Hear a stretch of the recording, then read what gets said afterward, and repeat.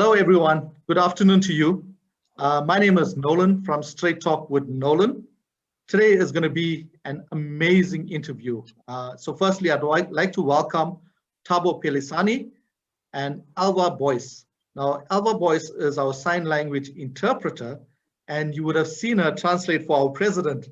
So Elva, thank you so much for your time. I appreciate it. So today on Straight Talk with Nolan, we speak to Thabo Pelesane, a father of 3 girls. He's born in Klerksdorp, which is in the Northwest, South Africa, a community activist, radio presenter, and a philanthropist, and also an international TB ambassador. We were so inspired by Thabo's inspirational journey and had to speak to him. So he is here today to inspire our nation and inspire the world. By the way, Thabo is also a TB survivor. So Thabo, tell us a bit more about yourself. Good day, and thank you for having me. It's absolutely a pleasure for me to be part of this wonderful platform that seeks to inspire the nation, especially sharing our selfless stories. I'm Thabo Pelesane, yes, like you said, and I'm one person who believes that everyone has a role to play to build our nation. I think what separates us as people is that there are people who see problems in their society, and they go and talk about it on social media, they blame the government. I'm one person who does the opposite and take action, and with the little influence and resources that I have, I make sure that I help one person at a time. Wow. Thank you so much for that brief introduction, Thabo. Really appreciate it. So we know that TB continues to be a disease of major importance in South Africa, right? So I stand corrected, yes, but I think in 2018, it was the #1 cause of deaths. Now, as a TB ambassador, please tell us what this entails and how you go about being an ambassador. Well, my journey started, I don't know if I should say accidentally or how, but I saw a post on Facebook and I made a comment there. It was from the National Department of Health. I made a comment to share my story briefly, and immediately, within 30 minutes, I received an inbox to say, we love your story, we love your resilience. Could you please accept our invite to go with us wherever we go and share your story to motivate others who have been through what you've been through? And I said, having survived TB many times because I would default from treatment, and many people were not as fortunate as me. Some they died, some they lost their lungs. I said, I have nothing to lose but to be grateful and share the story to inspire others. Wow. Wow. So, and some of your achievements being a TB ambassador? So as ambassadors, what we normally do every year on the in March, every year in March is the World TB Day. The Deputy President as the Chairperson of SANAC and the Health Minister of the country, every year they invite others, and myself, I'm always there. We would travel around the country to share our story wherever it's being held. We would do TV interviews, we would visit prisons, mining areas, and personally, I also would do in my hometown a fun walk every year as a commemoration of TB awareness and to help raise that awareness and include other illnesses for everyone who attends at that fun walk. Wow. And you're also part of the USAID funded TB campaign as well, right? Yes, in 2014, I was chosen to be a face of TB awareness. I know it's something that would bring in a stigma. It was not an easy thing to accept. And I graciously accepted that request to be on various billboards countrywide, on taxis, just to promote the coughing etiquette, and my face was all over. It was not received similarly from same people. Some would think, he still has TB, and you know the stigma is still a problem in the country, but I didn't care. I said, this is what I'm gonna do, and I went through TB as an illness, and I have an authentic story to tell. Wow, wow. So I'm also interested to know a bit more about, you say it still is a stigma, especially around men living with TB. So tell us a bit more about this. You know how we are as men, we normally don't go to clinic or to doctors regularly. Sometimes we love to self-diagnose, go over the counter, And sometimes we learn the hard way. Maybe the situation is already extreme. Unlike women who regularly go and check the HIV test, the TB test, the other tests or illnesses that they might be going through. So I've been chosen last year to share my story with some men in India, New Delhi. I think I was approached by Global Coalition of TB activists to go and share my story there, and we do it via Zoom and Skype, other platform, just to share. I did it from South Africa, but it reached a lot of men, and I'm truly grateful that something that I hated so much, to even take medication, it's now exposing me. So I sometimes think our blessings sometimes are wrapped in storms, that we either embrace them as being chosen to share, to give hope, to share a light with some other people. So I've been also on the USA website where my story is there. In India, Brazil, my story was translated there in their language. So sometimes we reach out to many people without even leaving our country. Yeah, true. So when we go back to thinking about leaving our country, right, it brings me back to, I know you attended the World TB Day with King Zwelithini as well. How was that? Yes. It was a humbling experience, and you know what's great about it? His son. Sometimes people associate TB with poverty, but remember his son is from a royal family, Prince Ntlanganiso. He also had TB, pulmonary, similar to mine, and sadly he had to lose one lung due to the extreme damage on his lungs. So he was also there on the platform with us. We've been traveling together every year to share the story, to give people hope that TB is not from poor people, poor background, poor townships, but even somebody in a mansion, somebody, because it's airborne and everybody can get TB. So it was really humbling to be amongst the Zulu King, and how he was respected in KZN and his people. When he spoke about TB, you know, they would listen attentively. Like when you go to other platforms, there's no attention that you need, but the Zulu King, it was truly humbling and it was great. Wow, wow. I can only imagine as well, right? So I like the point where you mentioned that TB can affect anyone. And I think we all need to realize that it's like any other disease out there. It can really affect anyone. So we need to learn. Like the former Miss South Africa, Tamarine Green, she's a medical doctor by profession. So in her line of duty, she also contracted TB. There's quite a number of doctors that I know. Dr. Tato Musidi, she's also one of our fellow ambassadors. We are members of TB Proof organization, where we also do advocacy work for TB. So Gary Elston, she's also one of the well-known TV personalities. She also had TB. So it clearly indicates that we are a diverse kind of people from different backgrounds, but we all have the same disease, and we overcame that. No, indeed, indeed. And now when I think more about TB, I had an uncle that also passed away with TB as well. And I know with him, I saw the problem that he still smoked cigarettes. And I'm sure that causes a massive effect as well, right?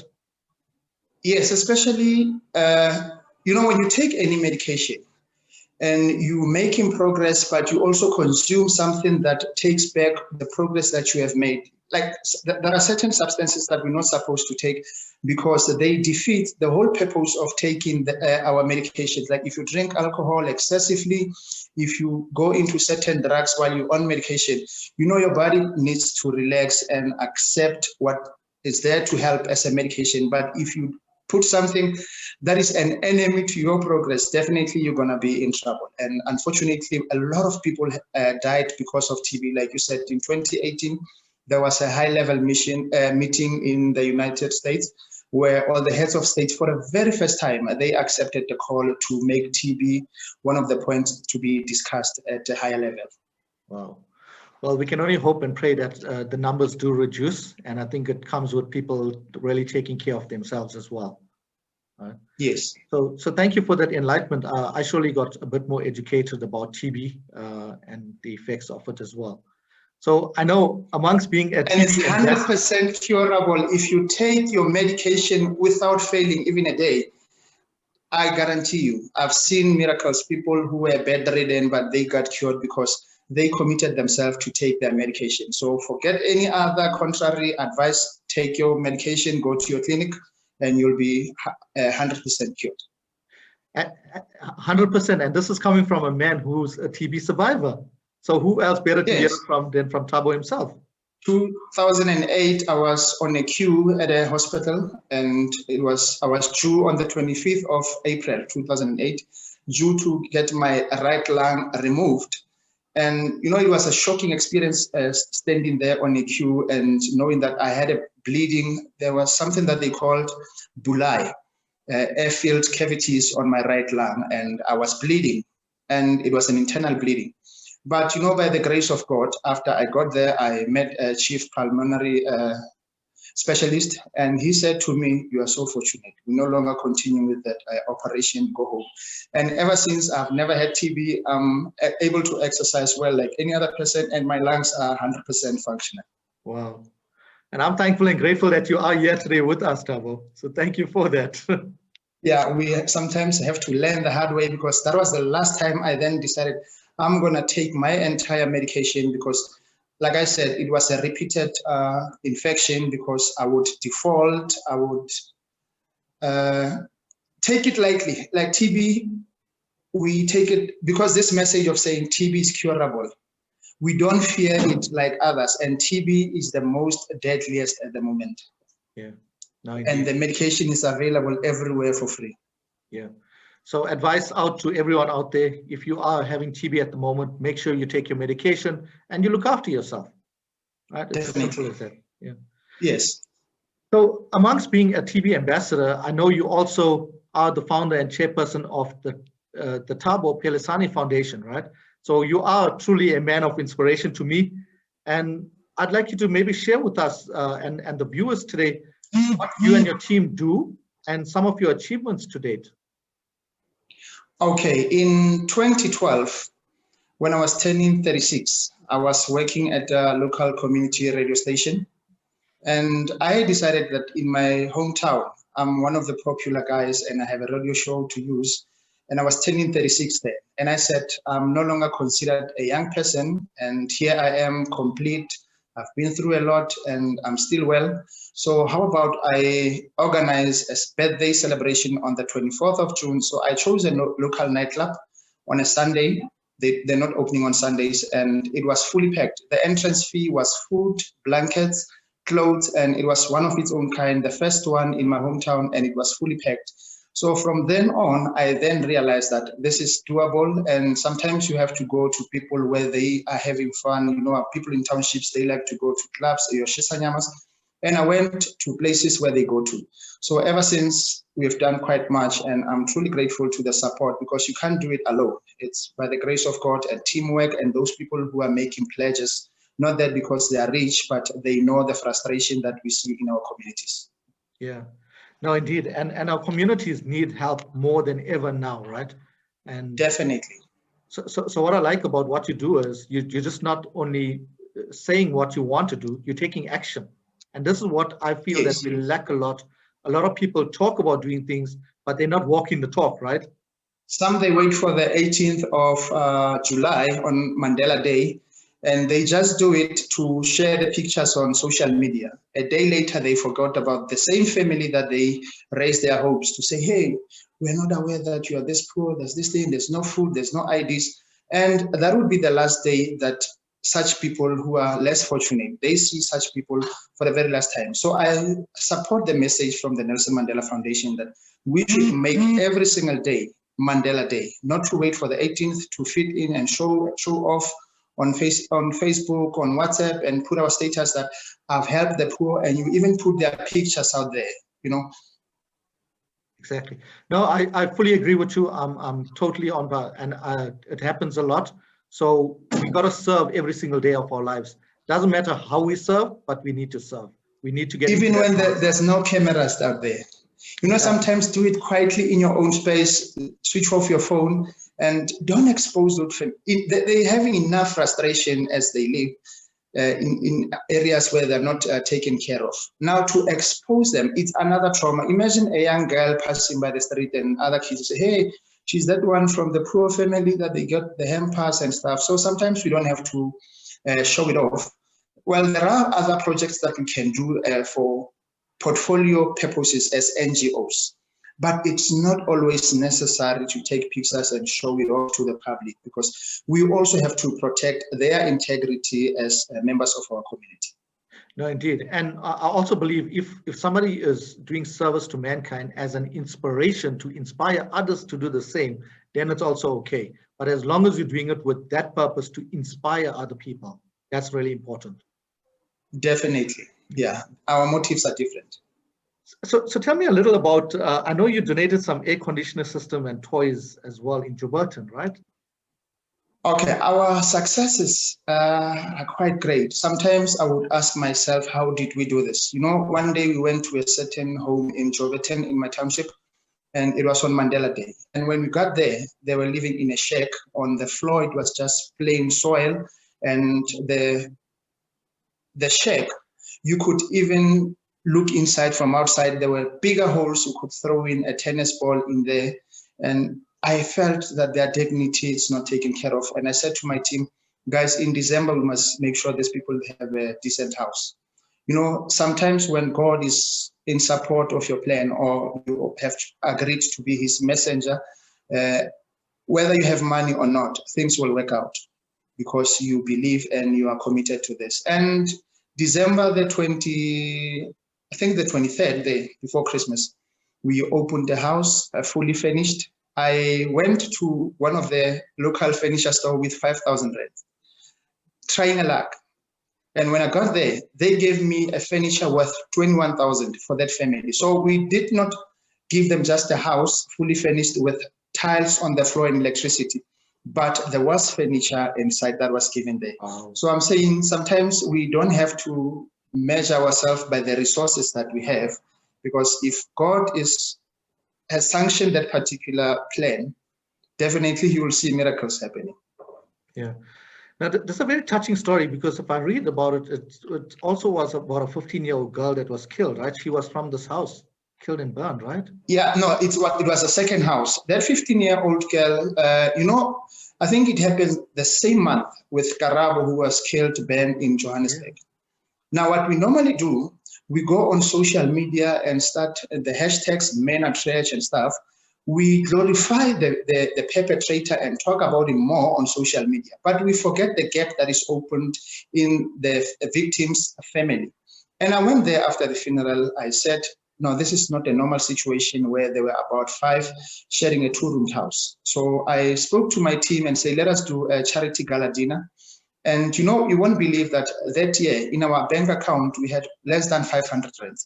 And miracles do happen. Like I say, Rio Casino, one of the local resorts, they gave us their venue for free. I had sponsors from every area. We have built a house and it has 3 bedrooms. It's the roof, it's beautiful. It's tile roof and it's a decent shelter. So that's the little that we can do to that family, just to give them comfort. I know we might not bring back their daughter to their home, but at least let us ensure that at least we give them something as a comfort, you know, for what they went through, because their loss, it's a lesson to us. They had to lose a child for me to know that it can happen in my hometown, because I'm a father of 3 girls. So if it can happen just a few streets away from my place, it says they had to pay an ultimate sacrifice to educate me that I have to be extra careful with my daughter. No, I like that. I really like what you said, and it goes with everything, right? So many things are happening in our country at the moment, and it can happen just to anyone. It doesn't have any color, religion, or culture, or nothing at all. It can happen to any single one of us. And this is where the humanity part comes in. We all need to realize at the end of the day, we are human, and no matter what, you poke my we need each other. Exactly, we need each other at the end of the day. And yes, I saw in 2018 you also did some fundraising for kidney transplants as well. I mean, that's really amazing. Yeah, there's 2 gentlemen. We met outside my workplace, and we met, I think, around the 29th of January. And the closing date for them to affiliate was the 28th. So I met them a day after the closing date. They have been fundraising to attend a kidney transplant in Spain. And they had successful transplant. There are Olympics every year for those people with successful kidney transplants. They have their special Olympics. So while we were there, I made one phone call. And one of the guys said, no, I'm putting forth 8,000 rand. And I called a gentleman from Cape Town to say, please, could you give them some grace and extend their period? I will make means for them to attend. And within 2 weeks, they had everything that they needed. Other stakeholders came on board and they went to Spain. You know, I could relate to their story because sometimes we go through operations, we lose certain organs, and we are written off, or we write ourselves off as if we are no longer fully functional human being. And I'm glad that I nearly lost my right lung due to TB. And this guy, they practically have had to go through kidney transplants, both the two of them. And I said, let us educate others that you're still alive. Even if you lose a leg, an arm, you are still valuable. No, exactly. I like that. And disability is a concern in South Africa. And that's one of the reasons why we have Elva here today with us. I work very closely with the deaf community. And yes, some of my deaf community members said to me, Nolan, you always do videos. Why can't you translate for us? And that touched me. And that's the reason why we got Elva today in here. So, so like you, I know you raised funds for sanitary pads for girls in rural areas. I climbed a mountain to do that, and I know you would also as well. I saw that with the Nelson Mandela Foundation and the Imbumba guys and others, which is really great. That is something that inspired me. I'm very close with Mr. Sello Hatang from the Nelson Mandela Foundation. We're actually from the same city in Matlosana. So after seeing that these guys are going all the way to climb the mountain just to help those young girls to stay in class, I said, I can do something differently with my team. So we started a fun walk. And normally in our townships, the fun walk are normally in wide suburb areas, in towns. And I said, I'm going to do it in a township. And you know, we started with 200 people the first year in 2016. Last year, we had over 4,000 people in attendance. And the entrance fee, we don't ask for any cash. We want sanitary towels as an entrance fee. We have received a lot. Every year we share with different schools, and sometimes what you have played a role in with your likes of Gary, Elson, and Sello climbing Kilimanjaro, they also come and augment on what we have. So indirectly, you have contributed to us by climbing Kilimanjaro, because Sello and the guys that would come here, we would choose maybe 10 schools a day, and preferably farm schools. And we would share what we have received from our fun walk and what you guys have received through your partnerships in that mountain climbing Kilimanjaro. Wow. Well done, and congratulations on that. I really admire it. Thank you so much. And after that walk, the last part that we do on that day, we added a girls' dialogue. You know, I was touched when I went to a certain juvenile prison in my hometown, and it's young boys, and we invited 3 young girls from very vulnerable families. And one of them, I asked her, what gives you a biggest fear when you wake up in the morning having to face another day? And she shockingly said to me, Thabo Pelesane, my biggest fear is to be raped again going to school by more than 3 boys repeatedly the whole day. And when I had to relate that message to some of the family members, you know, you end up being judged as if a young girl has asked for it. No girl would ever ask. You know, sometimes we need to learn how to react when your young girl comes to you and say, Dad, I've been raped, I've been touched indecently. You don't blame the child, because if it can happen to a 2-year-old girl, a 3-month-old girl, a 90-year-old girl, then a 90-year-old grandmother, it says the people out there with their sick minds. No young girl would go out. It's not about how you dress, but it's all about those people who always have that evil intention to cause harm to our young girls. And from there, I said, let me add an element of a dialogue, because we sometimes go to school, give them sanitary towels, not affording them space to be heard and be advised. So that dialogue, there's different professionals from various departments. It's not easy to operate that because we don't have any income generating activity as a foundation. We rely on donation. Like this year, COVID, we couldn't do any activity, but we believe that one day a good Samaritan will come through and help us to continue that. So we hear a lot of terrible stories from those young girls, and we have social workers there, the SAPS, so that they know how long should you wait after you have experienced rape, any other evil act that has happened to you as a young girl. So that platform, it helps quite a lot of young girls, and we wish to continue with it next year in 2021. No, amazing. So you know, when we talk about sanitary pads, if we walk into toilets like in schools, well, not schools, different places, you find that we keep condoms in there. Why can we not keep a place for sanitary towels, especially in schools? Yeah. You know? So yeah, no. So that's why I that. support the call that we need to make them compulsory, because no young girl has ever chosen to go through a menstrual cycle. Exactly. Sex is something that you can control to say, I don't want to have sex, I'm not ready for it as a young boy. But for me, it's putting condoms there. I know there's a reality that whether you put them there or not, they're going to still have sex. Yeah. But somehow it also have an element of saying, do it, but here's a condom. Who are they doing it with? Sometimes they don't put them on, and a young girl falls pregnant. Young girls stay at home. The boy goes back to school. Yeah, yeah. Yeah, and I strongly believe in educating our young men out there as well, because it's just a simple education that we can pass on to our boys out there as well. And a lot of the boys don't come with this education, right? We come from a very conditioned mindset, which is what we endeavor to change and help these young men, help these young boys become men, and we carry on doing Definitely as well. Yes. So yeah, that's the goal. Yeah. Okay. Yeah, cool. Because we've normally neglected the young boy. Every time when a Baki or a Kombi goes into the schoolyard, they say it's always girls. It's always girls. But nobody talks to the young boy to motivate them. And I'm glad I see a lot of people who are reaching out lately to help the young boy. Yeah. Change the behavior. No, indeed. We really need to work in that area. So South Africa, Africa, and the world, when I told you today to come out here to be inspired, I was right on cue, right? So be inspired by this young gentleman. So Thabo's journey really brought me to realize that we have superhumans amongst all of us. So Thabo, thanks so much for being an amazing humanitarian. I am humbled to have this chat with you today. I truly am. Now, I know you have a graduation coming up in a few days. So tell me a little bit more about your graduation. Yeah, you know, there are moments where I wanted to give up.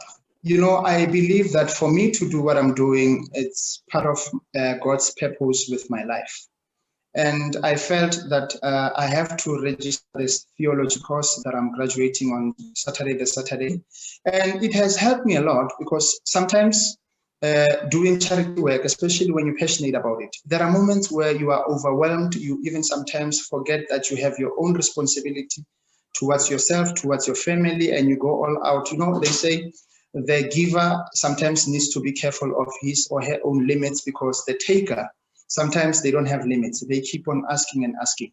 Yeah. But if you know that you're doing it for right reasons, and believing that, as the book of Jeremiah 29, verse 11, that God has planned for us to prosper, no matter amount of obstacles. Sometimes you don't need money to do community work, because everyone wants to do it for, they have a thinking that they're going to be self-enriched, they're going to be famous, but they don't know the sleepless night that we have, especially when you see a disaster in your area and you are not able to help immediately when you notice it. So it has kept me grounded, because I've seen a lot of people are doing this work for wrong reasons. One, they believe that I did it, it's all about me, but they forget that this is it's more than us, it's a calling. Yeah. And if you take it as such, definitely you will do more despite lack of resources and support. So I'm grateful that I went through this course. It has kept me grounded, not to be big-headed, to think that I'm a big superhero. No, God is the main person who deserves all the glory for all we have done, and thankful for the teamwork that we have seen over the years with other members. No, that's great. So congratulations and best wishes on your graduation. I know all will go well. And, you know, I like the part where you said stay grounded. So, you know, to our listeners out there and our viewers, no matter where you are in life, no matter what richness you come into, always remain grounded and do not forget your roots. Do not forget where you come from, because you must always go back to your roots and help people in that area. All right. So once again, thank you so much, Thabo. Thank you to being such a special guest on Straight Talk with Nolan. Now, I know with your foundation, you rely on funds coming in, right? So tell us a bit more Yes. about how people can get in touch with you. How can they assist you with the foundation? Of course, at the end of this chat, we'll type out some details for our viewers and listeners, but also maybe just tell us, how can they give back to your organization? How can they get more involved with you? Okay, we have a Facebook page at the moment. Our website is at the moment not functional, but our Facebook account has all the details and evidence of all the activities that we have done. You know, one thing that makes me happy, there are 9 kids that in 2017, we fundraised, we took them to different universities. And this year, 2 of them, they graduated at various universities. You know, those are very special moments because I love what they said to me. They said, Thabo Pelesane, we thank you for giving us hope where we had no hope. And what we're going to do, we're going to emulate what you are doing to also reach out to more kids. So I don't need any reward from them. I don't need anything for them to pay me back. But if you can teach one person that with a little influence that you have, reach out and touch somebody's hand. So let's keep on doing. And thank you so much for giving me this platform. I hope it will open more doors, not only for me, for those that wants to give up because there are no resources. We all go through that moment. I'm sure in your journey, you have went through a moment where you feel like this is not what I want to do, but it's in your heart, it's part of your calling because you are genuine about it. You're not doing it to be popular, to get likes on Facebook, to be seen, but it's something that gives you a sleepless night. Yeah, no, indeed, indeed. And my journey has brought me to what I do now, being living in a purposeful life, because it's all about adding value to another human being. And that's what life really is about. So the work you're actually doing out there, wow, it's absolutely amazing. So to all our viewers, go onto Facebook and look for the Thabo Pelesane Foundation, like the page, yes, and start connecting with Thabo. Please offer your assistance. It really is tough to run an organization like this and help so many people out there when you're doing it alone. So together as a country with corporates and stuff, we encourage you, please get involved with the Thabo Pelesane Foundation and help him. He's doing absolutely inspiration work out there. If you think about it, he just didn't sit back and do nothing. He stepped up. He's taking action. He's walking the talk. He's not just speaking about it. So I thank you for that. It really is a privilege and an honor to have you on Straight Talk with Nolan today. So thank you for your time. I appreciate it. And I also want to thank Elva Boyce, who is our sign language translator. She's done a fantastic job. So we're reaching everyone. We're not excluding anyone. That's really wonderful. Yeah. Exactly. And this is what it's all about, touching lives as well. So Thabo, if I may ask you just one last piece of advice that you can give to our viewers and listeners out there, what would it be? I believe to everyone, we all have that one thing that gives us a sleepless night. Whether you see a young girl walking barefoot in winter season, whether you see young people who are using drugs and you have that ability, you are a great vocalist, you are a great dancer, you are a great sports organizer, there is something that you can give. Not everything that we can do needs money. Sometimes just your time, your skill, because we have a lot of young girls and boys who are raised by grandmothers and they need to be helped with their homeworks. So if you can dedicate your time to say, I want to speak to young boys, you don't have to. People think that philanthropy is for millionaires and billionaires. I've done it with nothing. So I'm saying to them, there is always that something that gives you sleepless night. Act on it because it's going to trouble you if you don't do anything about it. Let us stop taking it just to Facebook and complain. Do something about it. And it starts small, whether you have money or not, because it seems to be the main obstacle. But let the passion drive you to reach your goal, and you'll never know. You could be producing the next big soccer star, the next big musician or a golf player. Let's reach out than to complain about young people these days, this and that. Do something about it.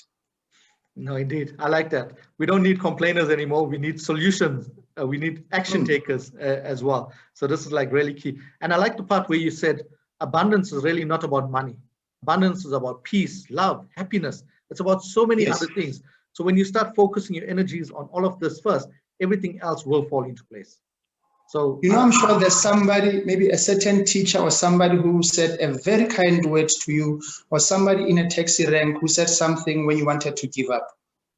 So that person, just that word to say, you have it, you are a star, don't give up. You know, sometimes it's enough to unlock potential in somebody else. So let us not make money an excuse, but do something kind, whether it's a word or just a hug, a handshake, and all will be well. But I want to say thank you to Ntate Sello Hatang from the Nelson Mandela Foundation, to the Imbumba Foundation, Mr. Richard Mabazo, and we partnered this year with Siya Kolisi Foundation as well. We gave over 800 people food parcels in our hometown. So I've seen people that I would look up to on TV coming down to our area to partner with us. So God has bigger things lined up. And thank you so much to you for choosing me in a very, very short space of time to come and share my story. I hope it touches and inspire others. To TB Proof, to Global Coalition of TB Activists, to Department of Health, nationally and provincially, thank you so much. Cool. Thank you so much, Thabo. We've unfortunately run out of time as well, so I really appreciate your time. Thank you once again for being on Straight Talk with Nolan today. Thank you, Elva. We really appreciate you being here as well. And we look forward to the next one. So if you really want to share inspirational stories, get in touch with me on my social as well. My handle is Straight Talk with Nolan. Share these inspirational stories like Thabo's one. Let's inspire our nation. Let's inspire the world. Let's inspire our neighbors, our communities, etc. So thank you once again, and have a good day further. We'll definitely chat soon. Thank you. All the best. Thank you. Sure.